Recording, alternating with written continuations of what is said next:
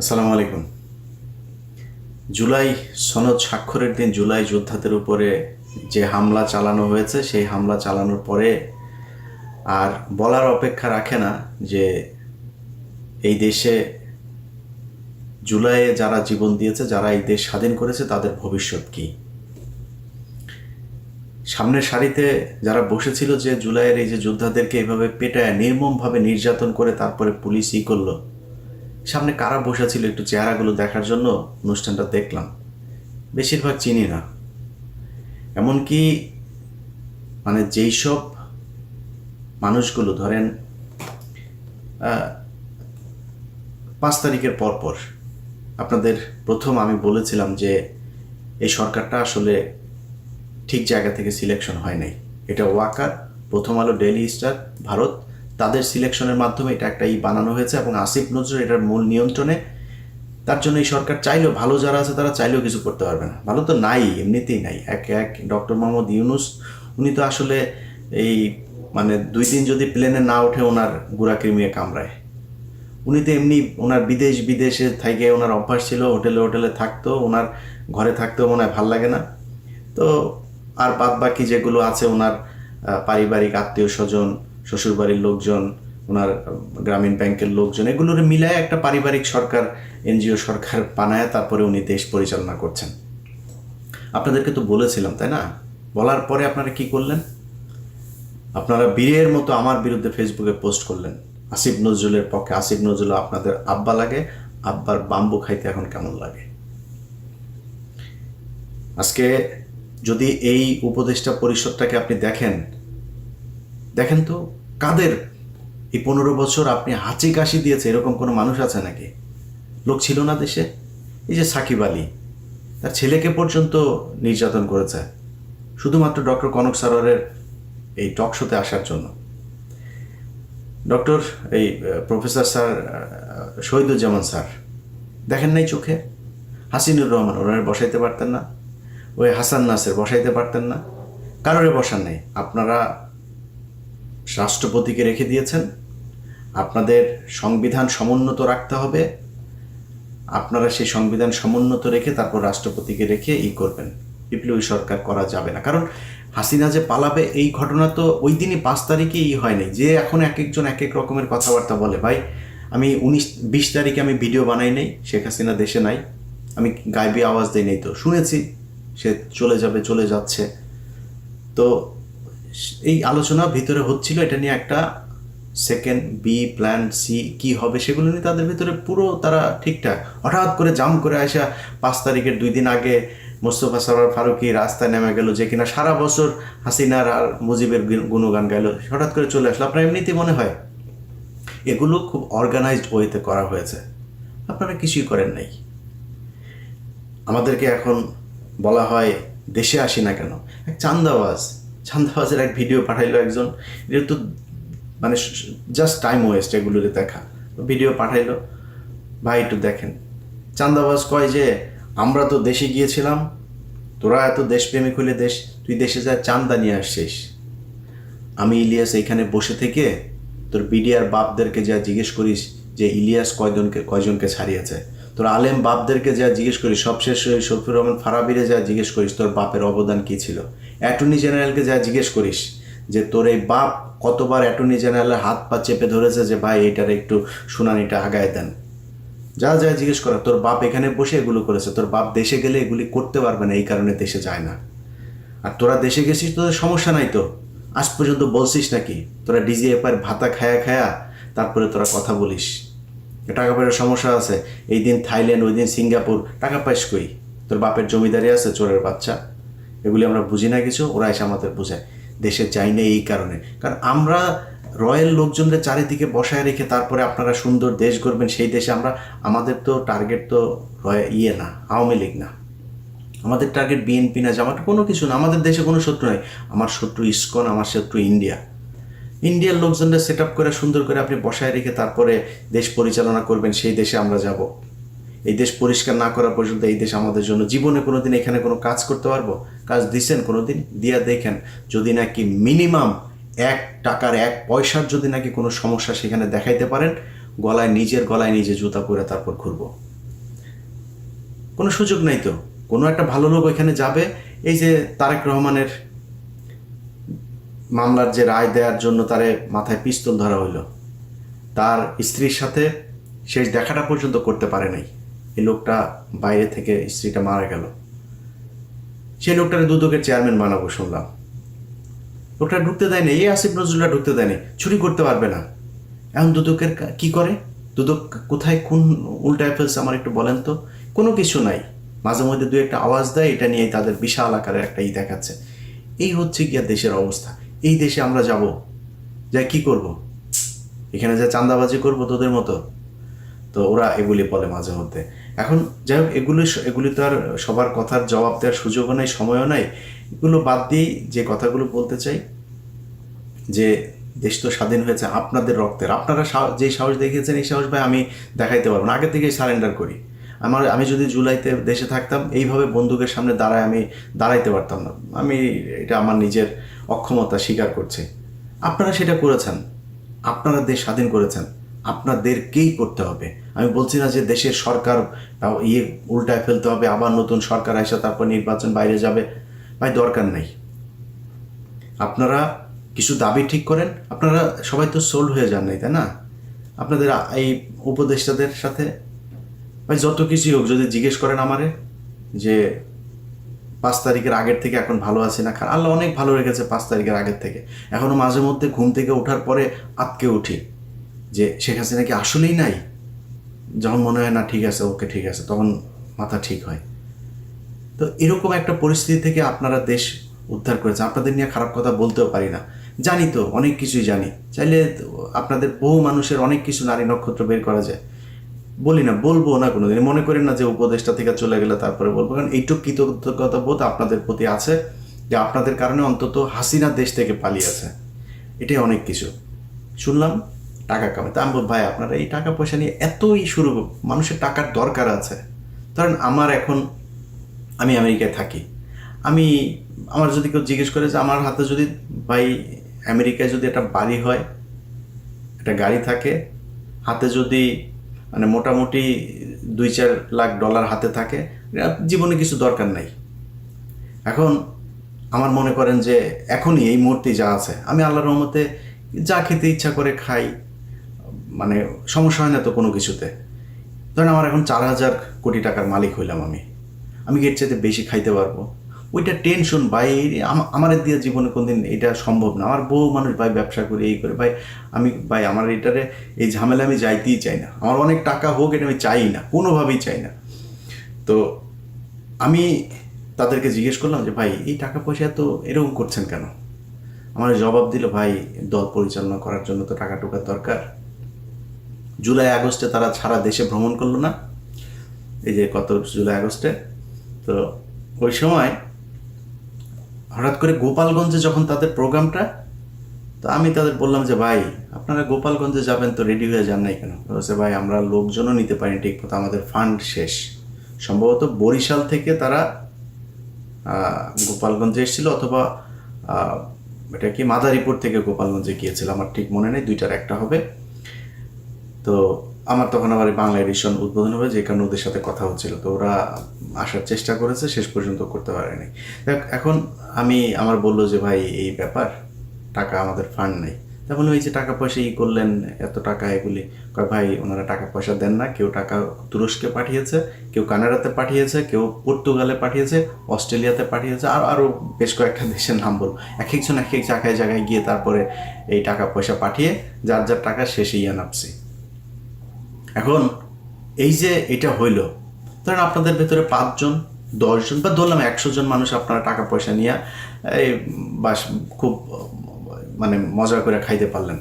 আচ্ছা ভাই এই দেশটার নিরাপত্তাটা যে আপনি ঠিক করলেন না, আপনি মনে করেন 5,000 কোটি টাকার মালিক হইলেন, বিদেশে গিয়ে তারপরে সারা জীবন বসে খাবেন? মইনুদ্দিনের টাকার অভাব আছে? যে পরিমাণে ধান্দাবাজি সে করে গিয়েছে 111-এ, বহুত টাকা। জিজ্ঞেস করেন তো কেমন আছে, ফোন দিয়ে যায়নি ভাই কেমন আছেন, আমেরিকাতেই তো আছেন, খুব আরামেই তো আছেন, তাই না? জিজ্ঞেস করেন তো কেমন লাগে। এত মজা না বিদেশের জীবন। আমাদেরকে যখন কথায় কথায় এই জুলাই আন্দোলনের বিষয়ে কথাবার্তা বললে আমরা দেশ অস্থির করতে চাই। ভাই, আমরা দেশ কোনোদিন অস্থির করতে চাই নাই, আজকে দেশ অস্থির। আমরা যেগুলো নিয়ে কথা বলেছি সেগুলোরে সরান নাই, সেই কারণে আজকে দেশ অস্থির। এই যে স্বরাষ্ট্র উপদেষ্টা, এ হলো ওয়াকারের সাথে প্রতিদিন তার আপডেট জানায় কি হবে, কালকে কি করতে হবে, কোন ওসিরে। ওই দিন এক পুলিশের অফিসারের সাথে কথা হচ্ছে, অফিসার কয় যে ভাই বাথরুমে যাই, বাথরুমে যাওয়ার পরে আবার ফের এসে চেয়ারটা পাবো কি না, এটা মানে মনের ভিতরে একটা ভয় থাকে, বাথরুম থেকে বের হওয়ার পরে চেয়ার নাই হয়ে যেতে পারে। এইভাবে পুলিশ কাজ করতে পারে নাকি? পুলিশটারে এই স্বরাষ্ট্র উপদেষ্টা আর ওই যে খোদা বক্স, এই খোদা বক্স দুইটাই মিলাও বাক্সর মধ্যে পুলিশটা ঢুকায়া আচার বানায় পুরা এই যে চানাচুর ভাজা দিয়ে তারপর খেয়ে ফেলছে। পুলিশের মধ্যে কোনো মানে তাদের ভিতরে এখন কাজ হয়েছে যে কত টাকা খাওয়া যায়, কেমনে খায়াটায়, কখন কোন চেয়ার সরে যায়, চেয়ার থাকতে থাকতে যেই কয় টাকা খাইতে চাই। এটা হচ্ছে অবস্থা পুলিশের। এইভাবে চলছে দেশ। তো আমরা আপনাদেরকে 5 তারিখের পরপর বলেছিলাম যে এই মানুষগুলোকে সরাইতে হবে। সরাইতে আপনারা চানও নাই। আপনি এই দেশটা যে স্বাধীন হইল, কারা শত্রুটা কারা ছিল আপনার? ভারত ছিল না?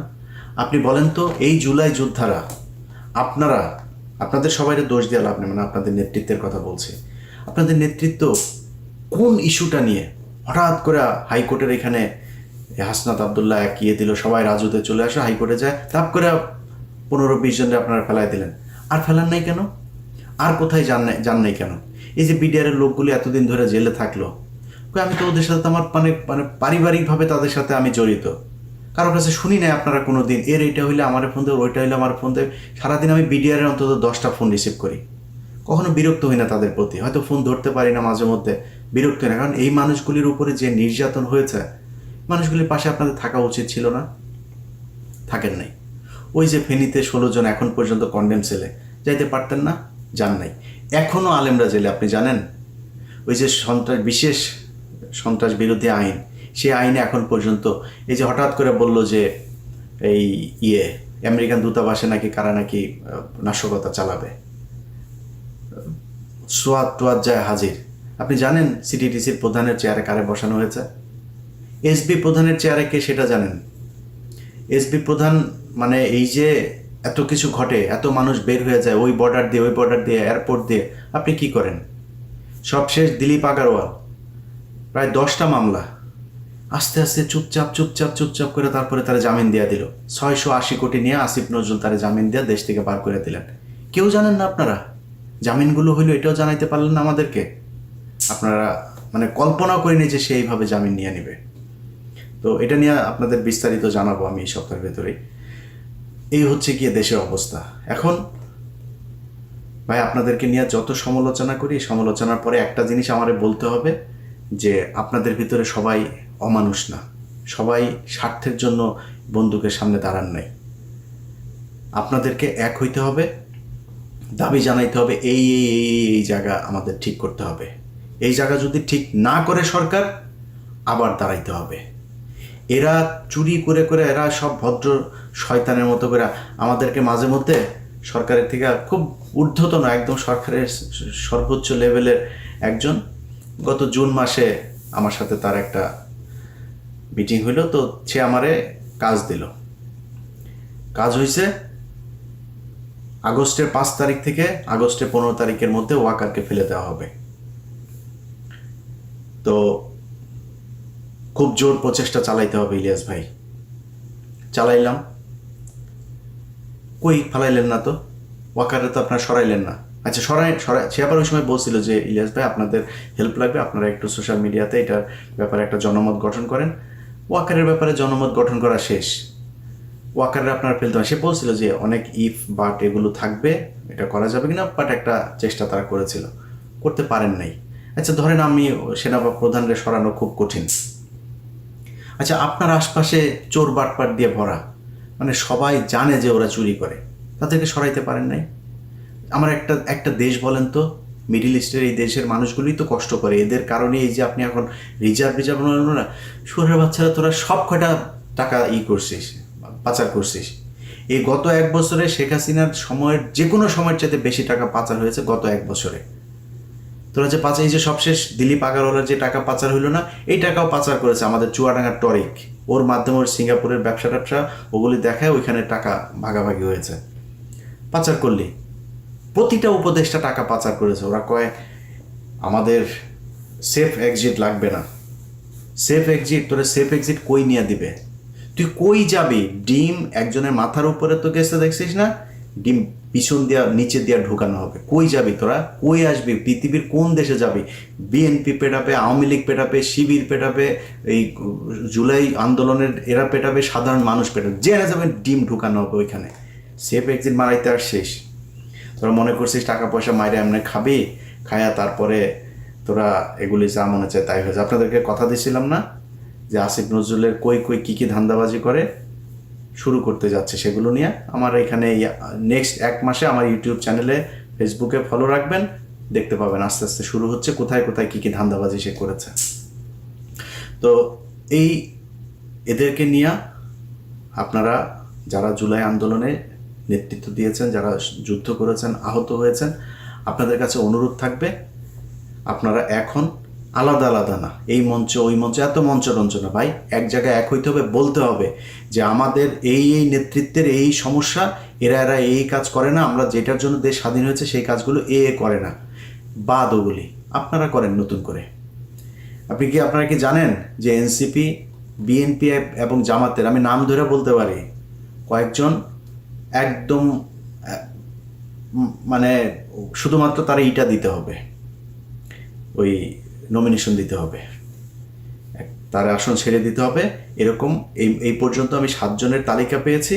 আরও হয়তো বা তাদের 3-4 জন 5 জনকে হয়তো দিবে, সব মিলে সর্বোচ্চ 15 জন হইতে পারে, তাদেরকে দিবে। আপনাদের কথা চিন্তা হবে, তারা এমপি হবে, এমপি হয়ে পরের 5 বছরে তারপরে আরও কিছুদিন খাবে। এই হচ্ছে তাদের মানে উদ্দেশ্য, ভবিষ্যৎ পরিকল্পনা আর কি। আপনাদের পরিকল্পনা যদি সেটা না হয়, নির্বাচনের আগে আপনাদের সেই দাবি জানাইতে হবে।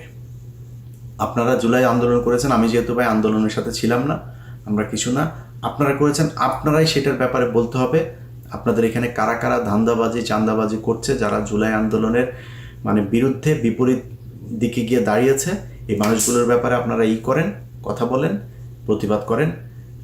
একটা বড় ধরনের ঝাঁকি না দিলে এই সরকারের মানে হবে না। সেখানে যদি তারা গুলি করবে, গুলি করুক, আপনারা তো গুলি খান, মানে আমার কথা আগে বলে আমার আবার বলবে যে তুই বিদেশে বসে তারপরে করিস, এগুলো আবার বলতে পারে যে না, বলে নেবে। আমার এত সাহস নাই, গুলির সামনে দাঁড়াইতে পারবো না। আমি ভাই খুব নিরীহ টাইপের লোক, আমার সাহস নাই, আগে বলে রাখি। যারা দেশে আছেন আপনাদের কি করতে হবে। সো যদি তারা গুলি করে আপনাদেরকে, হাসিনা পারছে নাকি রাস্তা থেকে সরাইতে পারে নাই। তো ন্যায্য দাবি এই দেশের প্রতিটা মানুষ আপনাদের সাথে আছে। এই দেশের সব মানুষ এখনো বিক্রি হয়ে যায় নাই, অমানুষ হয়ে যায় নাই। মানুষ চোখের সামনে দেখছে যে এতগুলো মানুষ মারা যাওয়ার পরে একটা দেশ কোথায় যাওয়ার কথা, আর সেই দেশটা যাচ্ছে কোথায়। এখন আওয়ামী লীগ মাঝে মধ্যে বলে, দেখছিস এই সময় আওয়ামী লীগ বলার সুযোগ পায়, দেখ দেশ এই হচ্ছে ওই হচ্ছে, হাসে তারা। তো আওয়ামী লীগের লোকজনের সবশেষ বলে ভিডিওটা শেষ করি।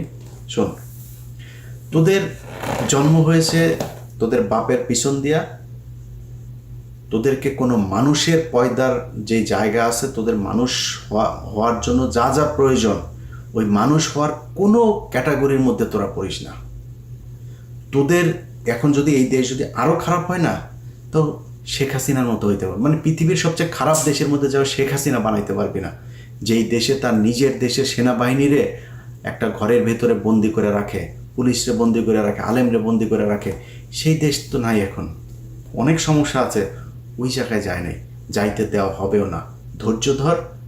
এই দেশের ভেতরে সব মানুষ বিক্রি হয়ে যায় নাই, সব মানুষের দিয়া ওরা যে অপকর্ম চাঁদাবাজি যেগুলো করছে, এই ধান্দাবাজি করাইতেও পারবে না। যারা আজকে করছে তাদের বিচার এই দেশে হবে, আজকে হোক কালকে হোক। আর ডক্টর ইউনূস যদি বাংলাদেশে ওই জিয়া অরফানেজ ট্রাস্ট এইটার এই দুর্নীতির জন্য যদি নাকি রাষ্ট্রপ্রধান হিসেবে খালেদা জিয়ার বিচার হয়, তোমার বিচারও হবে। তুমি সব চোর বাটপার নিয়ে এনজিওগ্রাম, তোমার পারিবারিক আত্মীয় স্বজন, শ্বশুরবাড়ির লোকজন নিয়ে তারপরে তুমি সরকার চালাবা, আর তোমার উপরে কোনো দায় আসবে না, এগুলো নিয়েও এই দেশে বিচার হইতে পারে। ওই দিনের কথা ভুলে যেও না। এই দেশে বহু ঘটনা ঘটেছে, বহুদিন পরে বিচার হয়েছে। শেখ হাসিনা 15 বছর মনে করেছিল কিছুই হবে না, এখন এখন সেনাবাহিনীর মেজর জেনারেল পলায় যায় রাতের বেলা ওই পেঁয়াজের ওই ফেরত ট্রাকের মধ্যে করে, তারপরে এই চড়ে। তোমার বিচারও হইতে পারে এই দেশে। ধৈর্য ধরো। এই দেশের মানুষ সব সময় সঠিক সিদ্ধান্ত নিয়েছে, সব সময় এই দেশের সাধারণ মানুষ। অনেকে বলে থাকে এই দেশের মানুষ, ভাই আমি মনে করি না এই দেশের মানুষ খারাপ। মানুষ মাত্রই অপরাধ প্রবণ। তাদের মানে আমি মুসলমান হিসাবে মানে আদম আলাইহিস সালাম ভুল করেছে, সে তাকে দুনিয়ায় পাঠানো হয়েছে তার অপরাধের শাস্তি হিসাবে। আমরা তো মানুষ, আমরা মানুষ অপরাধ প্রবণ। আমাদেরকে আইন দিয়ে, সুশাসন দিয়ে আমাদেরকে আটকায় রাখতে হবে, আমাদেরকে সঠিক পথে আনতে হবে। তুমি নিজে বাপ সব কটা চোর নিয়ে বসে আছো, সে দেশের মানুষ ঠিক হবে কেমনে? মানুষ এখন মানুষের ভিতরে হাই হুতাশ, কে কোত্থেকে খাবে, কারটা খাবে, কি খাবে, কত টাকা, মানে কারোর মধ্যে শান্তি নেই।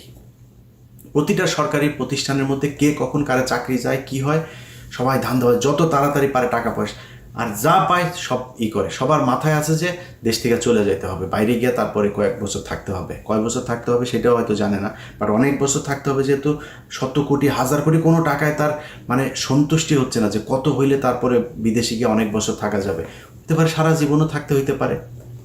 আপনি যদি এখন আমরা জিজ্ঞেস করেন যে ভাই শেখ হাসিনা ফেরত আসতেই পারে, না আসার জন্য কি করেছেন আপনি? ইদানিং মানুষ কেউ ফোন টোন করে কিছু বললে টলে আমি ভাই হইতেই পারে, সমস্যা কি? এ ধরনের সব শেষ ঘটনার ভেতরেই যেদিন কু করার কথা বলা হচ্ছিল, পিনাকিতে আমার ফোন করলো, ইলিয়াস এই ব্যাপার। আমি বলছি দাদা হইলে আপনার সমস্যা কি? কু হইলে আপনার কোনো সমস্যা আছে? আপনারা কেউ এখন এই সরকারের ভেতরে কেউ আপনার সাজেশন নেয়, আপনার কথা শুনে না কিছু শুনে? আপনার কু হইলে সমস্যা, কু হয়ে সেনাবাহিনীর আরেকটা পক্ষ আসবে, সমস্যা নাই তো আমাদের। আমরা এখন মানে একটা কি বলবো, যে প্রতিটা মানুষ যেরকম বাংলাদেশে, যার যে ভালো মানুষ তার ভেতরে হতাশা, খারাপ মানুষের ভেতরে হতাশা, সবার ভেতরে একটা হতাশা, অনিশ্চয়তা কাজ করে। আমার ভেতরে সেটা কাজ করছে। দেশটা এরকম হওয়ার কথা ছিল না। যাই হোক, ভিডিওটিও বানাইতে ভাই ভালো লাগে না। আর তারপরও বললাম যেগুলি, যদি মনে চায় সঠিক কি করা দরকার, এই দেশে অনেক মানুষ আছে, নেতৃত্ব দেওয়ার মানুষও আছে, আন্দোলন করার মানুষও আছে, বন্দুকের সামনে দাঁড়ানোর মানুষও আছে। আপনাদেরকে ঠিক করতে হবে কি হবে। আমার পক্ষ থেকে, আমার জায়গা থেকে যদি কোনো সমর্থন, কোনো কিছু প্রয়োজন হয় জানায়েন, জীবন দিয়ে দিব এই দেশের জন্য। কিছু কিছু মানুষ আবার আছে, এগুলি বললে আবার ওনারা আবার বিএনপির ভাইদের ভেতরে অনেকে আছেন, বলে থাকেন যে তুই এত দেশপ্রেমিক, দেশে যাস না কেন?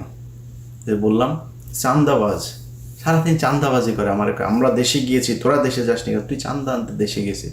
আমার তো চান্দা আনতে দেশে যাবো না, তো আমি দেশে যাওয়ার দরকার, আমার যেটা করার দরকার, দেশে যেটা করতে চেয়েছি সেটা এখনো করতে পারি নাই, এই জন্য দেশে যাইনি।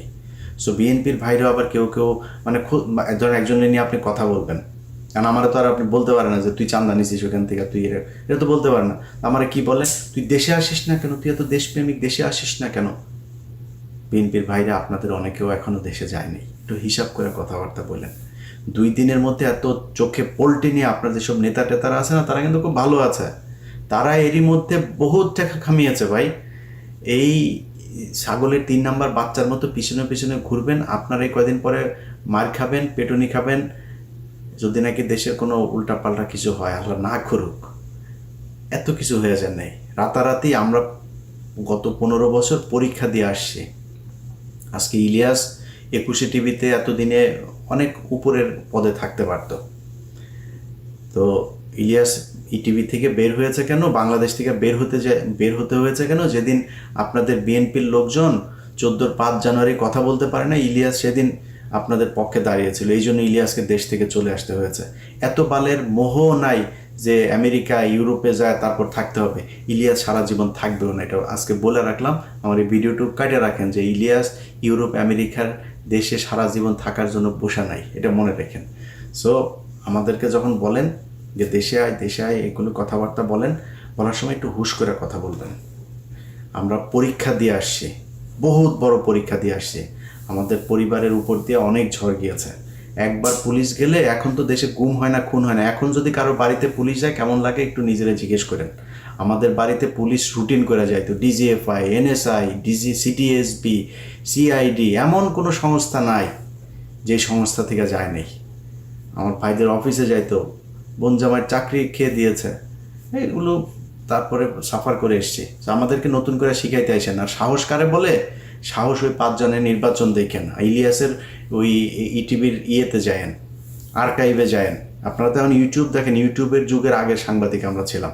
ওই আমি কি সাংবাদিকতা করতাম 21-এর চোখের আগেও বহুত আর্কাইভে আছে, ওগুলি দেখে আসেন। ইলিয়াসকে কথা বলার সময় হিসাব করে বলেন।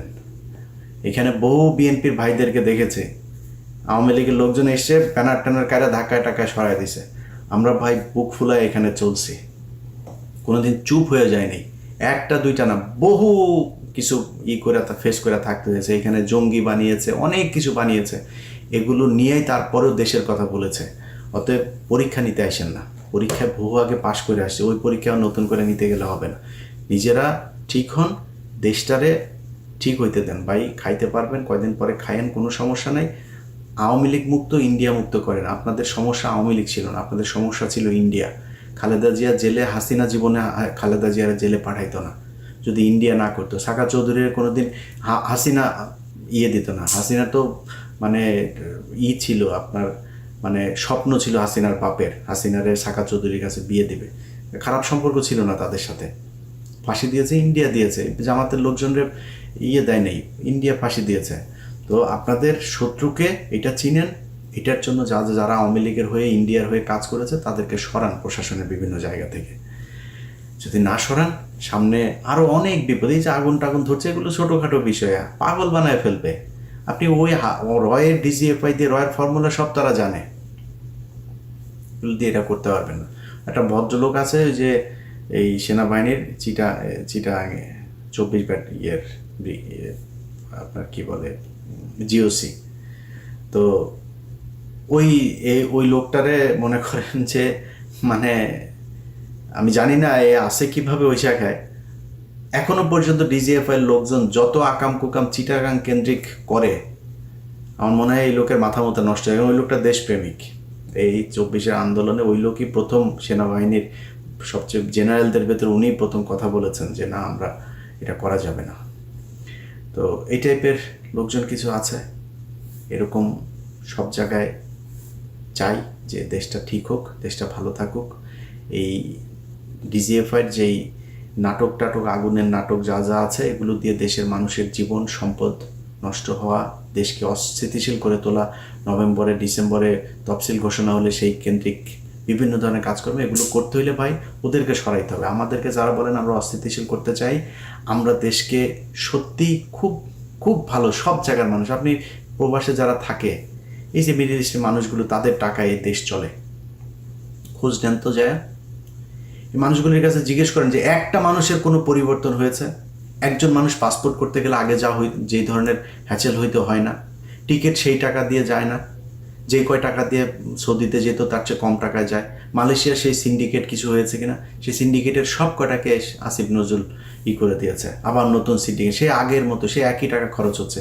কার কি উপকার হয়েছে? এই পুরো দেশের কোন জায়গায়, আমাকে একটা জায়গায় দেখান যে এই জায়গাটাতে কারোর পরিবর্তন হয়েছে? কিচ্ছু হয়নি, যা যেমন ছিল তেমনই চলছে। এইভাবেই দেশ কোনোদিনও আমরা যেটা চাই সেটা হবে না। অতএব যারা মনে করেন অস্থিতিশীল, আপনারা যারা কিনা এদেরকে বসিয়ে রেখেছেন, তাদেরকে কোশ্চেন করেন কারা অস্থিতিশীল করতে চায়। যাই হোক, সবাই ভালো থাকেন, আল্লাহ হাফেজ।